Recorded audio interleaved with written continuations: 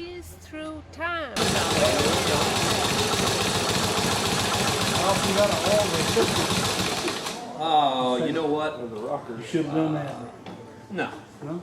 No, you know, it really depends how hard you're going to use it.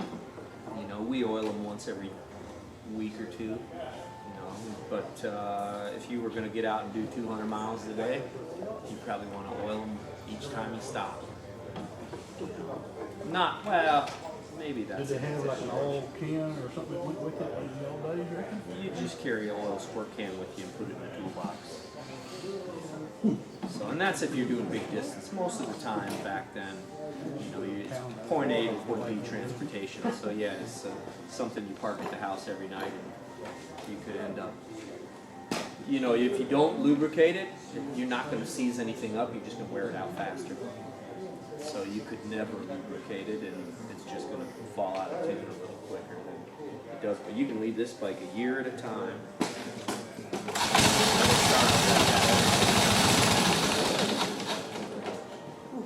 Is that just exhaust air? What's that? Intake on the top, and then exhaust valve is in here. So your exhaust valve opens up, intake valve opens down. It's all in this little pocket on the side of the bore.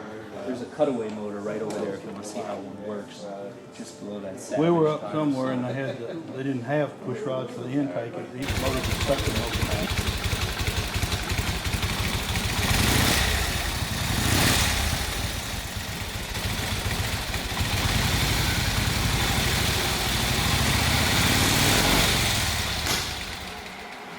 Woo!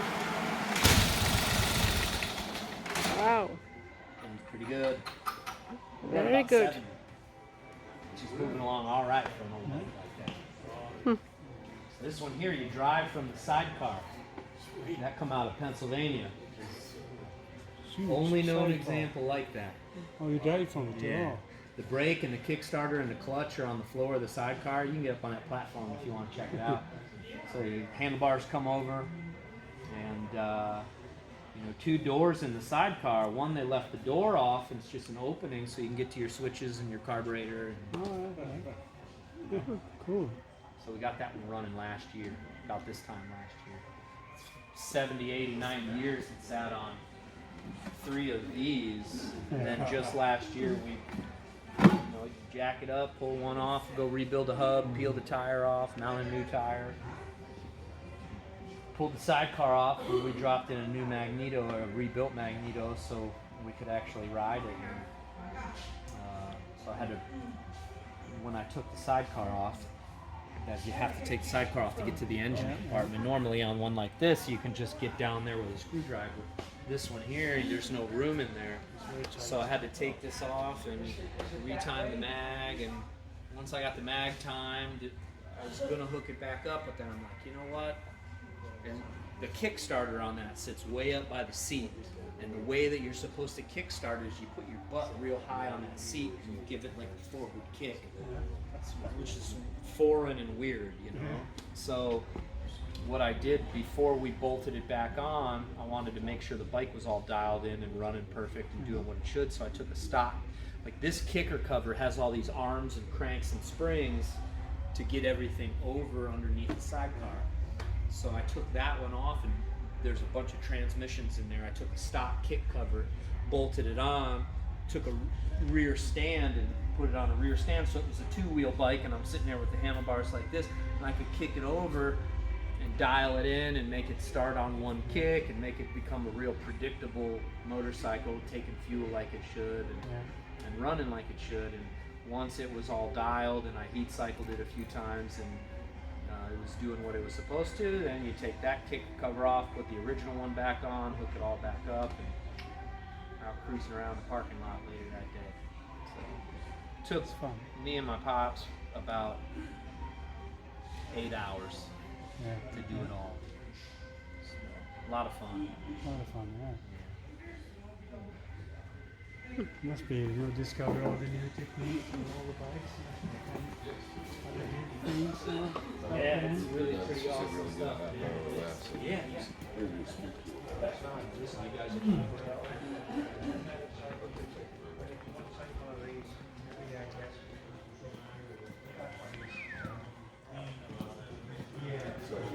he ended up crashing it during that 24-hour run. They never finished the record attempt, and then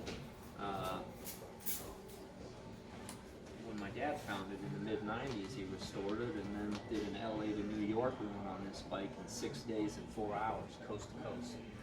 6 days and change, which is moving pretty good.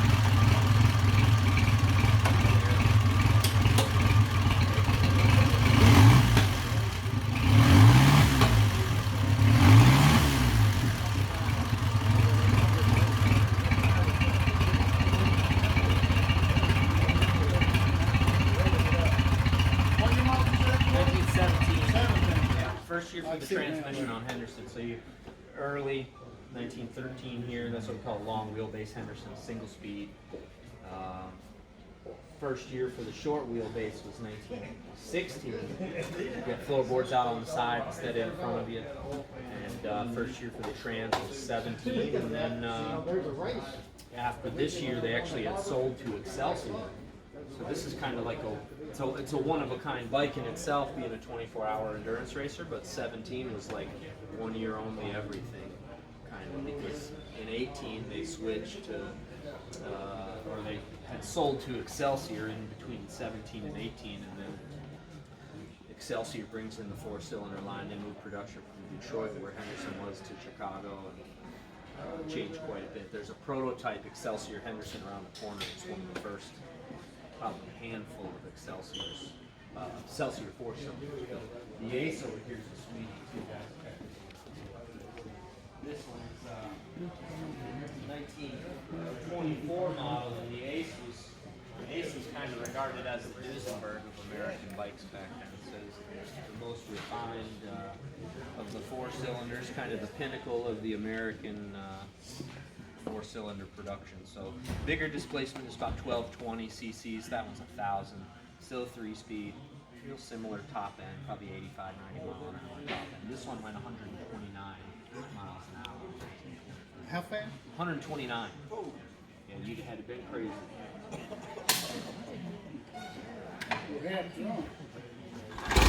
like that. I think guys do it a little different now than they used to.